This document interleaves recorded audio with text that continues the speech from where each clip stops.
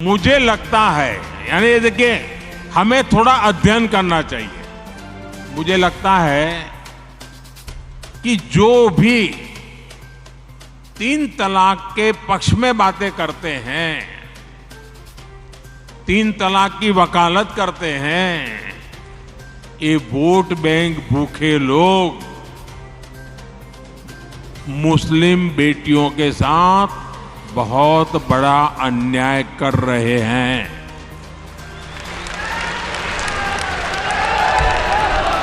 अच्छा, कुछ लोगों को लगता है कि भाई ये 3 तलाक से तो सिर्फ महिलाओं की बात हो रही है। 3 तलाक से जो नुकसान होता है ना, वो सिर्फ बेटियों को होता है ऐसा नहीं है, उसका दायरा उससे भी बड़ा है। आप सोचिए, बहुत ही अरमानों के साथ बेटी को शादी कर करके ससुराल भेजा हो और 8-10 साल के बाद 3 तलाक कह करके उसको कोई निकाल दे, तो उस माँ बाप का क्या होगा जिसके घर में बेटी वापिस आती है? उस भाई का क्या होगा? वो भाई, पिता, सब उस बेटी की चिंता में इतने दुखी हो जाते हैं। इसलिए 3 तलाक से सिर्फ बेटियों को ही अन्याय होता है इतना नहीं, पूरे परिवार तबाह हो जाते हैं। माता, पिता, भाई सब दुखी हो जाते हैं।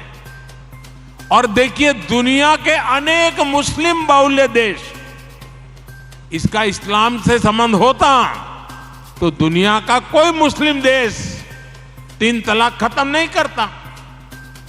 मुस्लिम बहुल्य देश जहां पूरी तरह इस्लाम राज्य है, वहां भी 3 तलाक बंद कर दिया है। मैं परसों इजिप्ट में था, मिस्र में था। मिस्र में, इजिप्ट में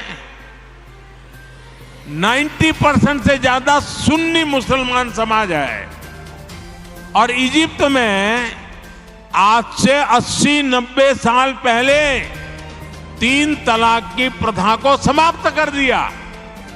हमसे 90 साल पहले। अगर 3 तलाक इस्लाम का जरूरी अंग है तो पाकिस्तान में क्यों नहीं होता भाई? अगर 3 तलाक इस्लाम का जरूरी अंग है तो इंडोनेशिया में क्यों नहीं होता? अगर 3 तलाक इस्लाम का जरूरी अंग है तो कतर, जॉर्डन, सीरिया, बांग्लादेश, ये तो सारे मुस्लिम बस्ती वाले देश हैं, वहां पर उनको बंद क्यों कर दिया? मैं समझता हूं कि मुसलमान बेटियों पर 3 तलाक का फंदा लटका कर कुछ लोग उन पर हमेशा अत्याचार करने की खुली छूट चाहते हैं। यही लोग 3 तलाक का समर्थन भी करते हैं और मैं जानता हूं कि इसलिए ही मेरी मुस्लिम बहनें, बेटियां, मैं जब भी जहां जाता हूं वो भाजपा के साथ खड़ी रहती है, मोदी के साथ खड़ी रहती है। साथियों, भारत के मुसलमान भाई बहनों को भी ये समझना होगा कि कौन से राजनीतिक दल उन्हें भड़का करके उनका फायदा लेने के लिए उनको बर्बाद कर रहे हैं। आजकल हम देख रहे हैं कि यूनिफॉर्म सिविल कोड के नाम पर ऐसे लोगों को भड़काने का काम हो रहा है।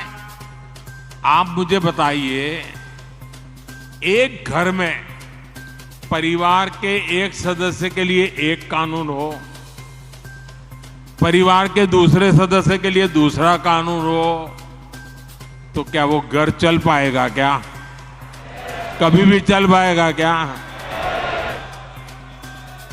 फिर ऐसी दोहरी व्यवस्था से देश कैसे चल पाएगा?